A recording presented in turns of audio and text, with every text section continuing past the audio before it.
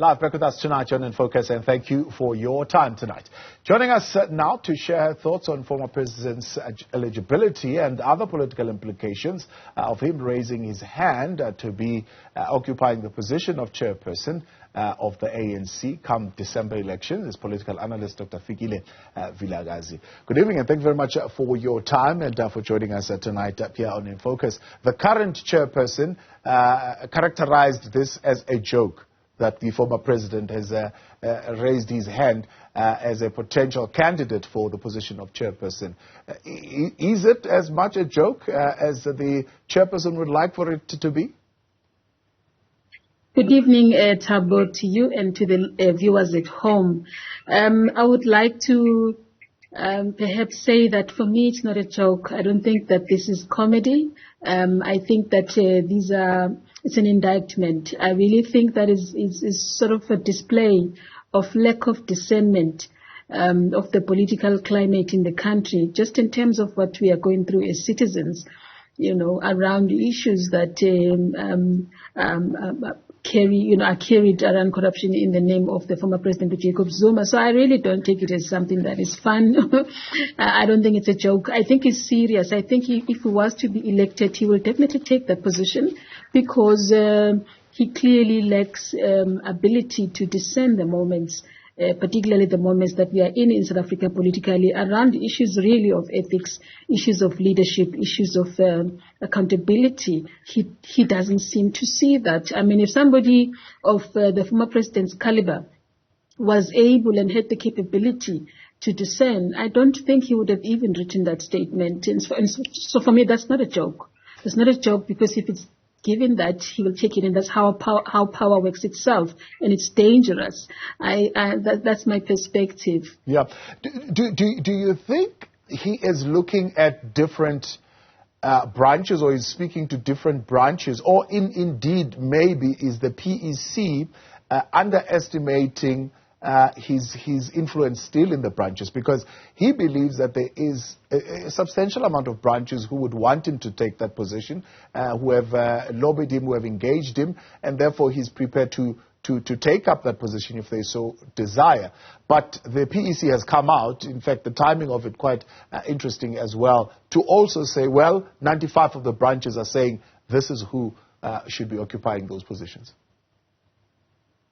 Thabo, actually what is happening here, the decision of the nominations that have been read to all of us in the public domain are decisions of the branches of the African National Congress, which obviously then tell us all that branches of KwaZulu-Natal, as much as they have that kind of respect for Umsholozi, are not really of the view that he should be standing up for any position of leadership at this point in time. So it's not just the decision of the PEC. It seems to me that it is also the decision of the branches that are actually saying, we respect you as our elder in the province, we respect what you have stood for over time, but we want to see change in terms of leadership. And of course, there is this image that has been created in the public domain, some kind of a gaudish image, some kind of a statue of power that can be uncontested, perhaps also indispensable. But and I think it could be that kind of a cloud that was created that made him to make that statement, and perhaps to believe that he may be able to persuade KZN voters to be able to vote for him or nominate him, in terms of branch power. But branches have demonstrated differently. I think even though, what is expressed, for me, that's why I'm saying it's a lack of discernment and lack of reading of what is going on. The kind of support that you see in KZN for Umsholozi is not saying that continue to lead the organization, but it's the appreciation of his leadership, of his charisma as a leader and what he has done for the province in the eyes of some people in the province that support him. But I think the province as well has demonstrated in the last elective conference, you can see just in terms of the people that are in the current PEC, it's young people, it is women, So it is a province that is really moving at times, that is saying we really want to see the kind of change that we've been talking about all the years, including, by the way, former President Jacob Zuma, because he stands for that. He says it himself that he supports the leadership that includes women in it, that includes young people. He calls it an intergenerational type of leadership. Yeah. So he should be the one then that is seen to push young people forward and women forward instead of him perhaps just also raising his hand. I would perhaps imagine him playing a role of an elder, like he is respected as such in the province, that of advice, that of support, that of really promoting intergenerational leadership as he speaks about. But it seems that what he preaches is obviously different from what he does most of the time.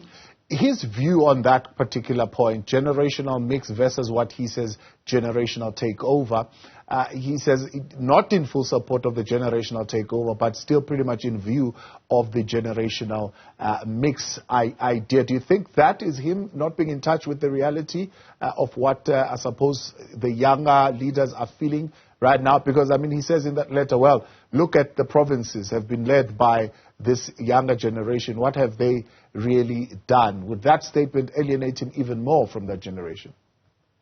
Totally, Thabo. That statement is actually insulting to the Youth League of the African National Congress, and it shows you why the caliber of people like the former President Jacob Zuma have held on to power for so long, because they don't have trust in the leadership of young people and that of women within the organization. And that also reveals, for instance, the role of political education within the African National Congress.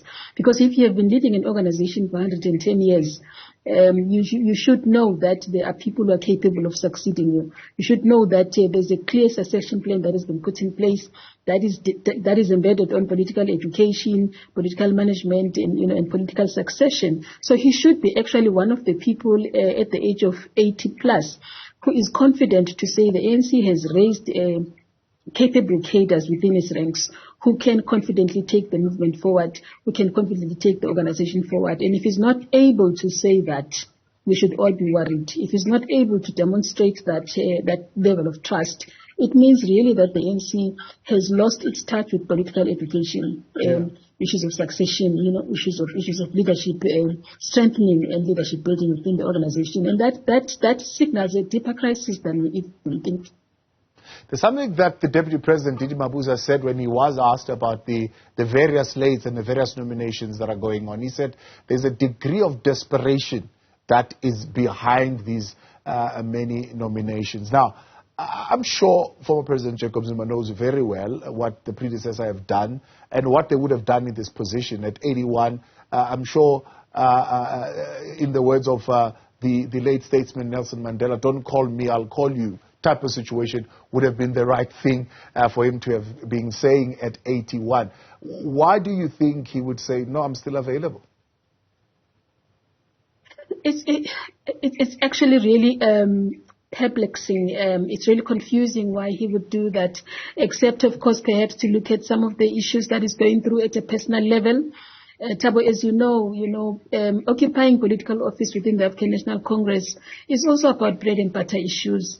It's also about making sure that one maintains their own income. The former president, Jacob Zuma, has been battling with courts in South Africa, has been battling with legal fees and all of that, and at some point, some people were pledging to pro bono support him legally to be able to carry his costs. So we do not know. It could be that perhaps he really needs an income additionally to be able to just make ends meet in relation to what he's facing. We know now that he is even taking private litigation, against the honor. So those kinds of things perhaps could be leading him to be saying, I really do need this extra income, I need to continue. But of course, as a former president, he benefits also from the taxpayers' money in other ways.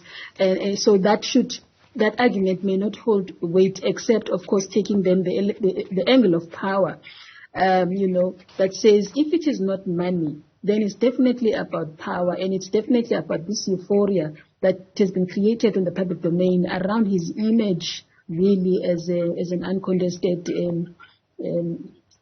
power figure within the African National Congress. And I do not know how is it possible that is not being read differently to say you have reached a particular era, which is really an end of time in terms of a political leadership. There is a certain role. The ANC has got beautiful institutions. It has got institutions of Isitwalande. Isitwalande are people that have led the movement for over time, who are really honored and respected for being Isitwalande, for carrying the organization forward. I think former President Jacob Zuma, really, if there's any party that he should aspire for, he should aspire for that position of being Isitwalande and carry young people and women within the organization who aspire to take the organization forward, and I think then transfer those skills if he really feels like he has a contribution to make. But the position of the national chairperson should actually really be opened up for younger generation. And it doesn't really take away that thing of intergenerational engagement within the organization. You could still engage as a Isitwalande and still be able to make a similar contribution, perhaps even more at that position than occupying positions like the national chairperson position, as he is indicating. Dr. Vilakazi, I appreciate your time. Thanks so much for coming on. I appreciate your time this evening. That is political analyst Dr. Fikile Vilakazi analyzing that announcement, that letter, at least former president saying he wanted to clear the air in terms of what has been reported about his preferred candidate, but also him being approached to occupy a position